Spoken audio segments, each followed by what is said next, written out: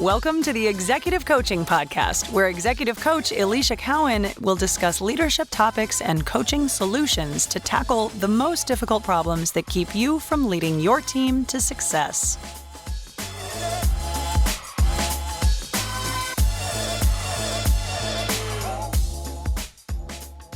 Hey everybody, it's Alicia Cowan.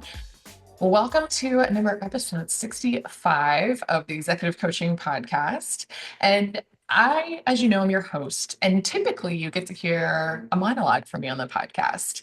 I don't typically have guests on, but today's episode is super special because what I've been hearing and seeing a lot of from my clients and talking to you out in the world is that a lot of senior executives are starting to think about what's next in their career.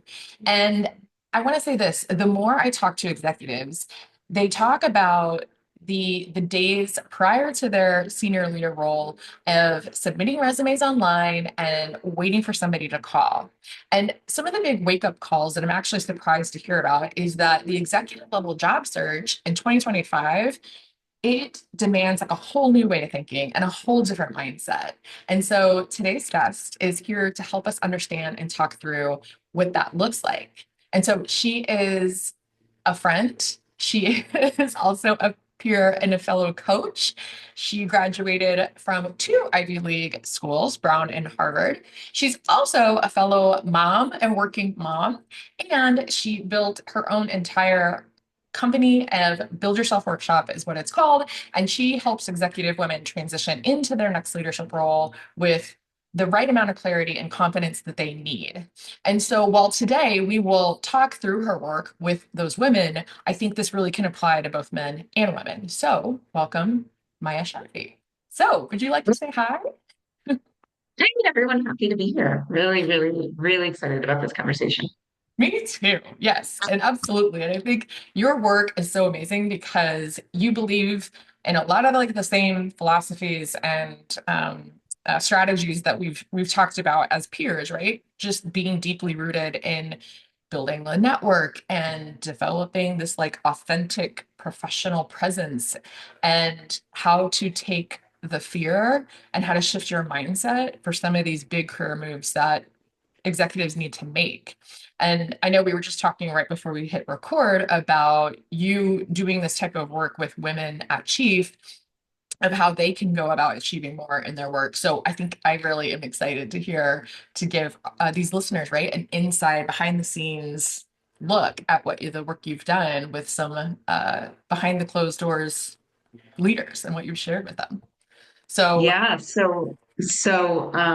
yeah, so my specialty is helping people find their next career move, but one of my subspecialties is helping women succeed in their next role without proving themselves through overworking. And so I gave a workshop at Chief on how to lead and accomplish more by actually working less, which is sometimes counterintuitive. And I know that one of the big things for you also is how do you lead your team? How do you lead your team through change? How do you deal with conflict?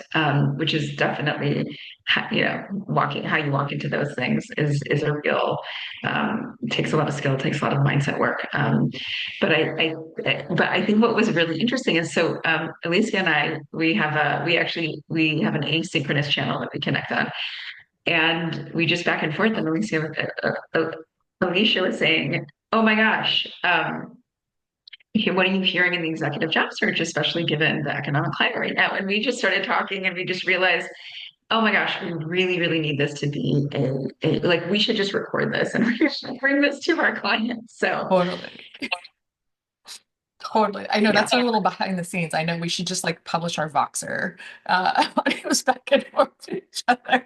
They're really fun to listen to. So that'll be this. That'll be this conversation is behind the scenes Voxer comments.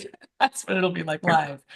But yeah, so let's just jump right in. I think, one of the topics that you and I first started talking on, and you just mentioned was like the executive job market has changed, right? And this old school traditional like submit your resume and just wait, this method just doesn't work anymore. And what's surprised me is how many people like still believe that that's the case. Like, and again, you and I live this every day, so we're talking about it a lot, but it surprised me how many senior leaders, they just haven't been in that job search and they haven't been in it.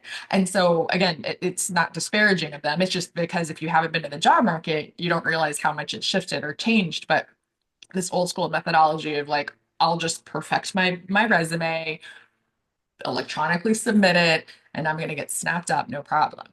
But I want to hear what you're hearing and seeing from your clients. Yeah, so this is one of the number one things that I see. Actually, I see it with clients at all levels. I think something shifts. I think in the beginning of our careers, we have a lot less to offer the market. We're less specialized. It's like, we really are a widget compared to the other people who have our training and our skills.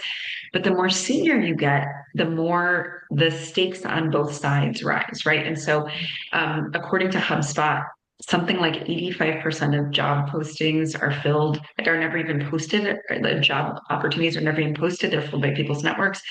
I don't think they have data around how that percentage changes as people get more senior, but I am convinced that the more senior you are, the less the official front door apply to LinkedIn, or even not LinkedIn, right? Like, there are specialized job boards, and that's one of the strategies that we'll work on with our clients is to find those because you have less competition. But even those specialized job boards, I think it's almost like the front door that like savvy people don't use, right? Savvy people. So an obscene percentage of my clients get jobs, like find their jobs through networking. Yep. Many of them actually get jobs created for them that didn't exist. I have a client who applied for a role that was a little bit below the level she wanted, but it was at an organization she really liked, and so I guided her to turn a manager role basically into a director role through conversations with the leadership team. And so even if you're if net, like my clients, what I'm always advising them to do, we call it the dual strategy job search, where you're networking and there's a certain amount of reaching out you're doing every week. There's some cold applying, but those cold applications are usually in smaller pools of job search boards. Sometimes the networking is even with recruiters, right? We call it reverse recruiting, where you reach out to recruiters and you're finding out, because they know about jobs that maybe already been posted. And there's so much you can do when you're networking because you can find out about things before they're posted. I have a client now who she cold applied and got a couple of like late senior interviews and then ultimately wasn't chosen. And then I guided her to go back and network with one of the people who didn't choose her for the role. And now he was the CEO, he put her in touch with someone on their team. They're actually in talks about creating a role for her. So much is like what's the word? So much is possible. And I think sometimes we think about that in the work that we're doing, but then we get out into the world where it's like back to someone having to choose us rather than us having the power. And we're like, oh, sir, please pick me. Right. And we Yeah. don't realize that like the power we do have to shape that next career move. So good. Yeah, so good. Because I think it's like, so you're saying both. It's like what's changed in the market for job applicants, but also then how the decision makers in those companies are even hiring for senior leadership roles, right? And you just said it, like in some of these situations, they're tapping into their own networks and they're also just creating, once they find the right person. I heard this a million times out of senior leaders to say, we will hire talent and we will hire them and find a role or make a role is what you just said is basically we will create a role for this person. So I think it's the market's changed on both sides and us trying to stick to the old fashioned way of doing it is not going to lead. You have to basically like own it. Like you said, it doesn't mean it's going to happen. Like every job you apply for, they're just going to create a role, but the creativity and that mindset of owning it on both sides of the applicant pool is huge. And I think you tapped into the next one. This is the next big thing that just blows my mind is the power, but also simultaneously the amount of discomfort that people have like in person networking, like actually reaching out to a human and talking to another human. And so many people that I talk to are completely blindsided by the expectations now in the market to actually network. I was talking to a senior leader and she was talking about her job search. She ran me through the things she was doing. She said exactly that. She's like, I'm spraying my resume everywhere, right? And that whole like I'm sending it out everywhere. They asked how many people that who do you know that you maybe used to work with or that's in your network, or right, who are you having coffee with, who are you reaching out to and asking? And she just looked at me like I had three heads. Like, what are you doing? She was like blown away. I was like, yeah, that's got to be part of the strategy of to reach out. But it's surprising how many people are like forgetting. Again, I think the thought of like, well, just that individual contributor and working really hard and getting myself to that certain level should be enough. And it's just not anymore. So I don't know if you're Yeah, and hearing I and think, seeing that, but almost so from a moment of compassion, I'll say it is hard, right? You've oh been yeah. working really hard. If you've been working hard, one of the things you may have been doing, and this is a really common thing, is you've been focusing on your role, getting results in your role. And so maybe you've lost touch with outside contacts, you haven't been maintaining those contacts. I can say for women in particular, although this I think will apply to some men, women are socialized to be givers and to not ask. So it can feel Hmm. really forward to put yourself out there and to say, I'm looking for a job, especially if you're used to being the person with authority. To be the person who's asking for something can feel really humbling. But the way that you think about it really makes a difference. And so, one of the things that I have my clients do is I have them think about my job search is creating my network. These are people Hmm. like even there's going to be people who I meet because someone puts me in touch with them 7 years from now, 10 years from now, they're going to need a favor. They're going to be working on something that we integrated in my company. I'm going to be able to help them out. Like this is very macabre, but these might be the people who are going to be at my funeral, right? Like these are the people who are going to be like, I am building the next network of influence anywhere I want to go, right? This is my Yeah. career insurance. So if anything happens with my company, I have my next step. I'm going to be other people's next step, right? And to kind of think about it Yeah. as who you're stepping into in the next level of your career rather than, oh, I have to get this thing. So then I have to go network, which doesn't feel good. And when you approach it that way, the other person's more drawn to you because you're approaching it with this presence and this power, right? Which Yeah. possibly you have in your job. You're just extending it outwards to the job of getting your next job, right? And also the job of being a great contact for someone else to help them get their job, Exactly. right? And so networking can bring up a lot of the vulnerability. It doesn't make the fear Yeah. or the vulnerability go away, but there are these reframes Yeah. that can tap you into that higher level purpose and becoming the next version of yourself. I love it. It's that whole question of like, it's not just an ask, right? But it's how can I also help you, right? Because that's such a reciprocal relationship. And you're right. I think somebody said it to me the other day too, that if you don't ask, then you also take away that person's ability to be generous, because people love to help and people love to be generous and help other people. And not only could you offer that to them in the future, but also you don't rob them of that ability, right? And that ability to feel good and potentially supporting you. And Right, again, right, we need right. to think of it And I that mean, way. I am sure, I know that you work with a lot of leaders who are working through organizational influence, getting things done Mhm. across organizations. And like, I'm sure you've seen that exact hesitancy show up Yep. in the work they're trying to get done in their companies. And so it would like, I mean, I don't know, I'm sure, like, I guess the question for you is like, how are you seeing these exact same skills to get your next role Oh lacking yeah. or holding people back and actually getting results in their role, their Oh, next you role? nailed it. You nailed it. And I was thinking about the next topic, right? The same topic of, I think when we think about our network, sometimes we think about it too late. And we think about it as we're like looking for that next jump or looking for the next job, and we realize it's where you have to start. But I think the point in you're making it is, how do you build relationships before you need them? And so how do you think about every interaction that you have? So when you're in a job and not even looking to change, how do you build the relationships and your influence and your network within the organization in order to get results? And then how do you still transition and keep that relationship if you're transitioning to a different role or a different level, even within the same company? But it's those like the seeds that you're planting. Because it's so often, I think, right? Like you said, you transition, you go from this individual contributor to the senior level, and you realize you flip from like the skills and expectations of like what you need to know or your education, your background, right? That's all just table stakes. It's all just like expected at that level. It's not what's going to catapult you. It's the relationships And how do you start building them before you have to go tap into them and take a withdrawal? It's like a bank, right? You got to keep depositing in those relationships. So when you go to make that withdrawal, you've already like put all the deposits in. And so, Yeah. yeah, it's like thinking day to day, like those practical low pressure ways to nurture and build the network without taking a withdrawal. And absolutely it's crucial because again, you're helping them with transitions. I help them when they're in their roles.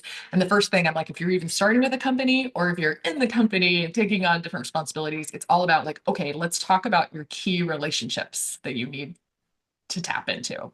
So yeah, it's absolutely thinking about this transition when you get to that senior level of leadership. And again, I could argue it's no matter what level, but I really think it's key here because again, that mindset shift is just such a big one for people. It's like a whole new identity when you get to that senior level of Yeah. leadership. Yeah. Yeah, so it's almost like you're the CEO of your career, right? That's right. Yeah. It's like planting the seeds. So yeah, I mean, one of the worst things that I see my clients do is to kind of get tunnel vision on their role, especially because they're trying so hard to prove themselves, right? If you go into a new role, if you've stepped up or leveled up to a new role, you can put all of your attention and energy into your company rather than maintaining Yeah. relationships outside. And I work a lot with clients on advancing to the next level. And sometimes, if you're pigeonholed in your company and you can't move forward into the next role, one of the hacks is to actually get people on the outside of the company to perceive you differently, which changes the way that your company perceives you. So, for example, that's a good time to be, whether it's bringing in strategic partnerships or key relationships, or it's being a speaker or having thought leadership or whatever, or, just having the right relationships outside and then making sure people in your company know about that, that can actually help you move up. But what I would say is sometimes if you haven't been doing that, because it's a the skill of not just working on what's right in front of you, but thinking bigger, right? Even in your work, right, as a senior Yeah. leader and thinking bigger in your career, that's a very difficult skill. And sometimes people get stuck and they just get into that tunnel vision. So if you, let's say that you got laid off, right? Say that you actually really are looking for your next role, or let's say you're in a role that has become toxic or the leadership has changed and you can tell that the writing's on the wall. Do not panic. Even if you don't have a job, you can start planting those seeds because all it takes is one person who has the right role to connect you. And I think sometimes we can Yeah. feel shame to go back to our old contacts when we need something if we haven't been in touch with them before. But that bank withdrawal, like the bank deposits that we've made of goodwill, just knowing someone else, oftentimes we can rely on them, especially if we show up from a powerful and helping place. Like, yes, I'm looking for my next role. Also, what are you working on? Like, how can I help you? Can I make this introduction? Oh, we actually integrated that in my company a couple of years ago. We had a big change management process. I knew a great consultant. Do you want me to put you in touch? Right? Like, there's even if I tell my clients sometimes if they're like, well, I don't, because sometimes they're networking with people a level or two above them, they're like, I don't have anything to give. I'm like, everyone has something to give. It might be like, oh, you just lost your babysitter. I know someone great, right? It doesn't have to be, and you don't want to do it transactionally where it's like, it's like I'm giving you because you're giving to me. Alicia and I are trained by the same trainer. It's about the Yeah. identity of I am a person who is valuable and I'm a great person to know because I take care of my people. And if you called me up 7 years from now, I like I will help you because I am just that kind of person. Yeah. And even if you're not offering something in this moment, that mindset, that self-belief, that identity comes through. And even if you haven't talked to someone in 10 years and you picked up the phone and called them, that energy reactivates old Oh relationships. my So gosh. So plant good. the seeds now, it'll make it easier, Yep. but don't worry if you're behind because you can rewarm things very quickly, even with just how you show up.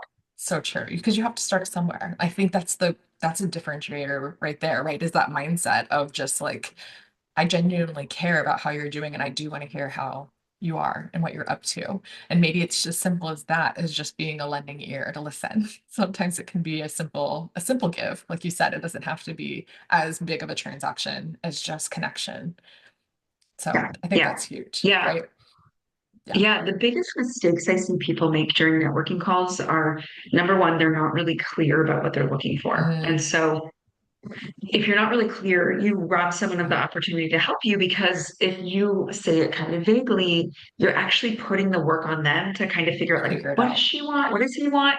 What do Yeah. they need? Like, what exactly role are they looking for? And their brain is full, right? And I always love to describe it to my clients. It's like the order comes into the Amazon warehouse and it's like the robot's going to go get your order. But if like your order is like off in some corner of the warehouse and like nobody really knows where it is, it's like your listeners can't see me, so I'm doing the robot, but I'm basically like it's like really long to get the gears in motion. And when you're not really clear about what you're looking for, you're putting that work on the other person to do.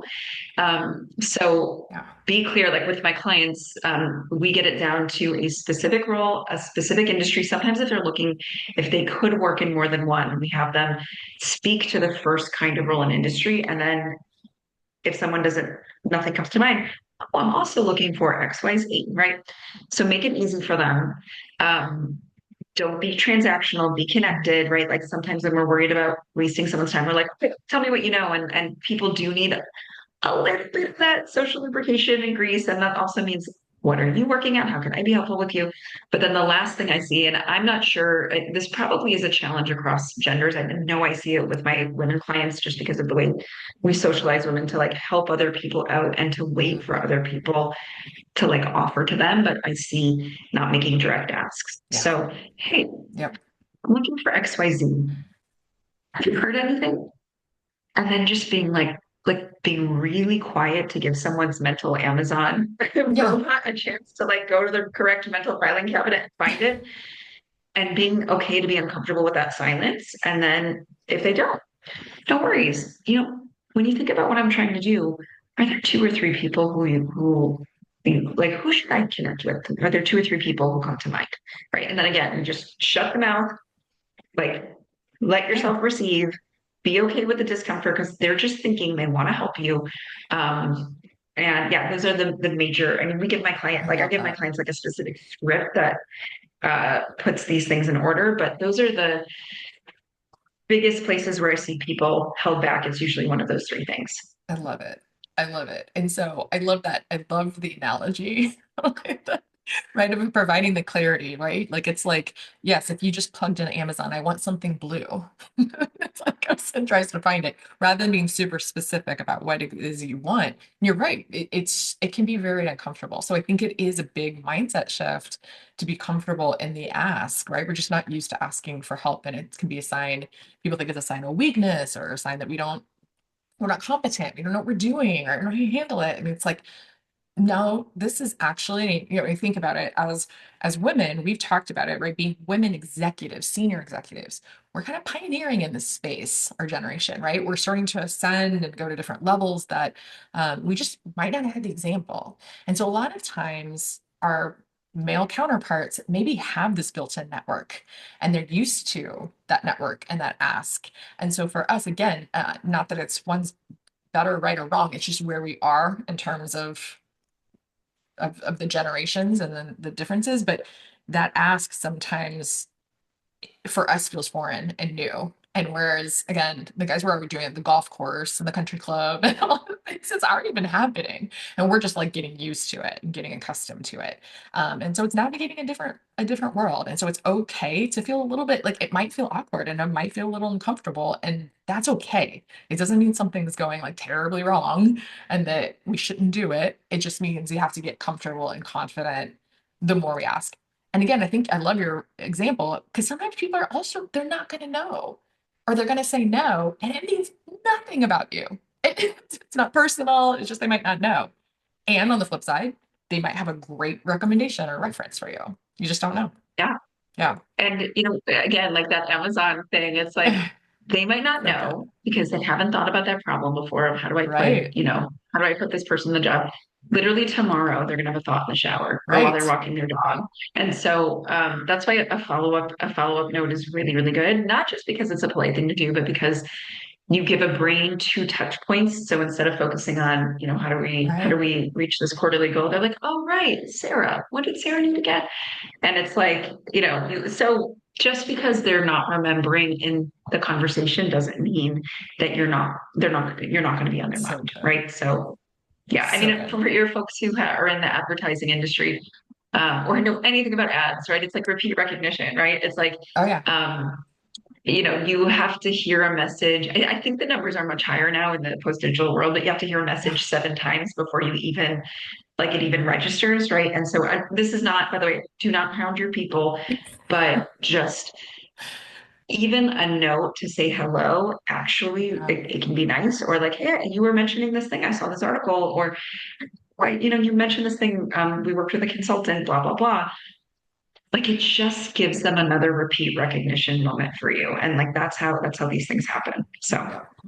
No, it's a really good reminder, right? Like, because you're not saying it has to be that, but it's saying like that. That means our brain is just inundated with that much messaging that's the recommendation to make sure it sticks for people, right? Because yeah, there's so many yeah, things on our plate at any given time. So how do we make it stick? If there were yeah. things that you were like, okay, somebody listening and they're like, okay, tactically, like we've just thrown a lot at them, like a lot of tips that are amazing. What are your like, I don't know, top three things that you're like, this is someone tactically like what you should go out and do today? Yeah. Yeah. Okay. So first things first, you want to get really clear on what your ideal role is. A lot of the time we think that we should be open or, as leaders, we actually start to have more generalist skills. So like I could do that, I could do that.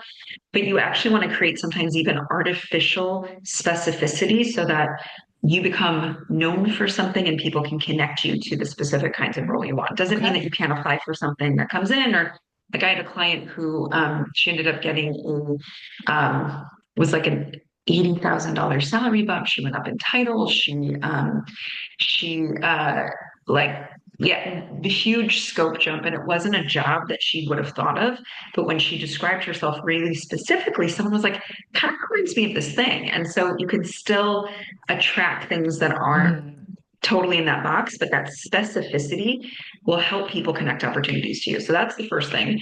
And then the second thing is you want to make sure that your resume and your LinkedIn match that, right? So we actually have a custom chat GPT that will interview you and write your executive resume for you based on your ideal role. But the way that you want to think about it is like this is kind of gross, but I just love it because it like brings it to life. It's like if someone was reading your resume for the specific role you want and they were like literally drooling, like if they were like getting like pools of saliva on your resume because they were so excited so about you, excited. like Yeah. what would be on this thing? Yes. I love it. I love it. And I actually have I have a client. She submitted an application. She used the perfect positioning process that I got my clients through. She got a call from the VP 3 hours later. Right, she like submitted it, and the VP called her 3 hours later, and was like, "I've never seen a resume that was so perfect. Oh my Mm, goodness, so like and so that would be number two, right? Align it with that ideal role. And then I think the third is give yourself a weekly habit, right? These are the job boards I go to. Here's what I review to find opportunities. Here's how many people I reach out to. Um, like for example, I have a client who has some time and she really wants to find a job. So I'm like, great, you're going to reach out to 20 people this week. And it's the same email, maybe with one sentence different or the same LinkedIn message. yeah. So it actually doesn't have to be that time consuming, but action breeds outcomes, right? Yeah. So that would be my third recommendation. I love it. It's a little bit of personalization. And I know you and I have used AI together lots of times. Like you are a big fan, as am I. And so I love that too, like using it in your favor. It doesn't just write your resume flat out. You use it in a way that's your words, your voice, but does it in a way that's applicable and makes it a little bit easier, right? I love that. Okay. Those are so easy. I love you mentioned a couple like platforms and communities or anywhere that you've seen senior executives like that they should be showing up. And again, I think gosh, in my generation was like monster.com, which I don't even know if that's a thing. Are there Yeah. underrated platforms or networks that you're like, this is the spot where I would put them? And so they're different for different different groups, right? So Yeah. every industry has its own sub watering holes, right? The Slack groups, the email lists. For example, I'm in this group for a fellowship for something unrelated that I did, pretty much right after college, but really great job opportunities are always going out on it, right? Mm, So one of the things you can do when you're networking, and you don't want to ask this first because you want to be asking about jobs and introductions first, but yeah. hey, are there any email lists that you're on that you think are great? Or, and then of course, recruiters, right? So Yeah. for Yeah. senior roles, one of the things to do is to like have people in your industry know recruiters, get introduced to them, ask them to set up Yeah. a short call to hear what they're searching for, tell them a little bit about you, and then say, by the way, would you look out, like, is there anything that comes to mind? Because like you're helping them do their job, but you can also say, that's not right for me, but let me think about who I know. I'm happy to send some Yeah. folks your way. Let me know what you're searching. And I'll let you know if I know anyone great. And then, can you keep an eye out for me for XYZ? We call it reverse recruiting. Yeah. So good. So yeah, and I'm not saying that you can never get a job on LinkedIn, easy apply. It is really demoralizing when you apply and there's like 374 Or more. applicants. Yeah. So I would always rather spend, if I have limited time, I'd rather spend it on the Yeah. smaller watering holes where I have the most opportunity. I'm always going to job search while I also network because Right. um, when you job search, this is a real opportunity. It's out there. Someone's actively hiring for it. But at the same time, well, the exception to that rule is if I'm not in a rush, if I know this isn't really the right Mm, role for me, or maybe, I don't know, maybe I'm in a startup and the funding, I think there could be a funding cliff, but it's like 18 months out, right? Then I might network because you will get higher quality, higher opportunities that you have that you can position yourself better for. But generally, yeah, it's just about going to those smaller. I would always go to those smaller watering holes yeah. first because the competition is going to be lower, the opportunity quality is going to be higher. Yeah. I think that's so important. I think you said a really great thing too, that I think is an important point. It's like no one's saying close off your stream of this resource, right? We're not saying that if you apply, like you said, that it's a dead end. You're saying diversify and look to what makes sense to your industry, the job you're looking for, right? And start to explore some of those spots. And if you have a limited amount of time, then really get focused on your energy and focus rather like if you're in a current role versus out of a current role and actively searching with a full-time, you know, capacity that you can do it, it'll make a difference. So I think that's a really good Yeah. point. I think it's a really good point. Yeah. Is Because there you are, any, I mean, here's yeah, here's one way to think, last way to think about this, because I think it's just really helpful. You are not a commodity in the market, right? Maybe you were the last time, maybe like yeah, let's say that you grew through your company into leadership.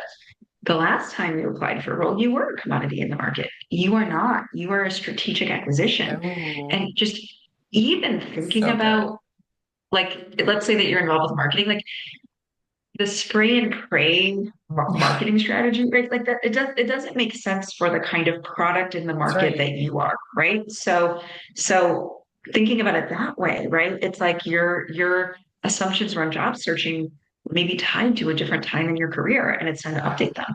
totally. Now, what would you say to the person that is not actively looking? They're just in their role, they're, content, but they're listening to this and they're like, oh no, I need to potentially think about my network, or maybe I have neglected my network because I've been pouring all my energy into work and family and everything and haven't thought about that. How do you stay relevant and visible without actively being in the hunt and the job search? Yeah. Yeah. So a lot of the things that actually move us forward are things that don't actually take a ton of time. But if we don't have the strategy, we think that they're really time consuming, right? I cannot tell you how Hmm. often I've been with a client. Like, I'll give a quick example and then I'll go back to this. So I had a client who had just been elevated to a senior leadership role and she was responsible for crafting a strategy. And she was like, for her department, she was like, okay, I have to sit down, clear the decks. And I was like, okay, we got about 15 minutes left in our session. All right, in 1 minute, what are the three biggest problems in your department? And she was like, and I was like, great. Okay, give me 1 minute for each. Like, what are three of your best solutions right now? And we created for her like a 10-minute strategic plan. And, maybe she needs to go back and do a little bit of research, but sometimes Right. your instincts, it doesn't take as long as you think, but because you're scared of it, your brain is like, it's going to be really complicated, really. Yeah. So I love to give my clients set it and forget it habits, right? So I'm Mm, like, okay, you are going to reach out to like, you know, three people a month. Like one week, you're going to set your timer for 10 minutes and you're going to reach out to three people to set up, to love reconnect it. for like 20-minute virtual coffee dates, right? Maybe go to one event. I mean, the great thing about going to an event, and even if it's virtual, is that you get connected to other ideas and you're not just in the echo chamber of your company. And, give yourself an assignment to like walk out having connected to two people that you can then know who they are, right? Yeah. Add them to your Yeah. LinkedIn, send them a little note, right? And then I think the last thing you can do, and again, these things can be done in 10 minutes or less, but I really recommend posting on LinkedIn, even just weekly, and posting on LinkedIn about the kinds of problems that you solve and the results you achieve Ooh, in the way that we talked about that person salivating over your future resume would like. So yeah. for example, I have a client who was a um, senior marketing leader and wanted to get a CMO role. And her LinkedIn was great, but it was all about like these talks she gave and all of these things. And it wasn't about like growth marketing. Like it wasn't about like, Mm, here's how, like, I mean, she had incredible results, right? Like yeah. opened up new markets, increased market share, right? And sometimes if things are private, you can't always share them as clearly, but you can still Sure. write from that authoritative perspective about how to do those things, or here's a common problem, Yeah. here's how you overcome it. Like I have my clients do this when there's a next level they want to get to. I have them start inhabiting and writing from the perspective of the role that they want before they have it, right? It's very, So very, I mean, good. Yeah. all of this stuff is actually so much more powerful mentally than it even is in your job search. It's just, or your future proofing. It's just very powerful in your future proofing, but Totally. it will make you into the next version of yourself. So yeah, those would be Yeah. my three. Gosh. And that's Like such reach a out to people, huge one. network, LinkedIn. It's a huge one. And I find people too, I think it's interesting too. Like you and I, again, we have similar clients just at different stages of their careers, but it's interesting. Like people are very intimidated to show up online. And as two people that are very active online, like I felt that way too. People are always like, you post everywhere and you look confident. I'm like, listen, it didn't always look and feel like it was easy. It still isn't some days to show up and be very visible online can be intimidating. So I love that perspective, but sometimes I think that mindset, again, it's tough, right? Because people are like, oh, there's a little bit of the confidence level that's needed to like just show up and proclaim yourself as an industry expert. So I love that advice, but I know that's not always easy. That can be And I intimidating. mean, back to what Alicia does, it's like that's exactly what you have to do to be successful in your roles. So if That's you right. practice it now, That's you get right. stronger for later, right? Like, So well said. so That's yeah. so well said. Well, thank you so much. I love hanging out. I seriously could probably continue this conversation for, I don't know, another hour or two at least. I'm talking about a billion other things, but I think you've helped share really clear, actionable advice. And I think you've really helped shine a light for people, especially at senior executive levels. And again, I know you coach women, but I think women and men can be in the same boat about like what does it take to move to the executive and the C-suite levels in 2025? It's not the same game that our predecessors played, right? And so hopefully listeners are helped through this conversation. And I know you also have some cool tools as well to help you try to figure out how do I navigate the next step. And so I'll give you the general website, but I'll have you, I know you have a site too. So if you're thinking about this career move and or just even want to lay the groundwork, right? If you're even like wanting just to get yourself set up just in case you want to make a career move, even if you're not actively on the search, Maya's work is amazing. She is at Build Yourself Workshop. That is all one word.com. So that's her website. And she is just lovely, as you can tell. So she's brilliant and at the same time so relatable and fun and has a blast. And so that is exactly what we all need in today's job search is to have a little fun with brilliant strategy combined. So Do you want to share? I know you've got I think a quiz, Yeah. right? That helps you. Yeah, so I've got a assessment. It takes 5 minutes, and I'll help you pinpoint the obstacle between you and your next role. So you can go to buildyourselfworkshop.com/quiz, and it'll help you isolate the exact variable, right? We talked about a lot of things here today, but one of them might be the difference between you and that next role. And it'll help you isolate what that is, and then share with you exactly what you need to do to fulfill it, rather to overcome it. So it could be your positioning, right? It could be, your networking skills, right? Whatever it is, I'll help you pinpoint it so that you can overcome it. And you can get your next level job. I love it. And I will link that in the show notes for everybody. If you are listening to this on the go, no worries. Check out the show notes. It'll have all that information there in Maya's website, so you can go and check her out too. Awesome. Well, thank you so much. I appreciate all of you listening. And Maya, thank you so much for joining us. I always love talking to you.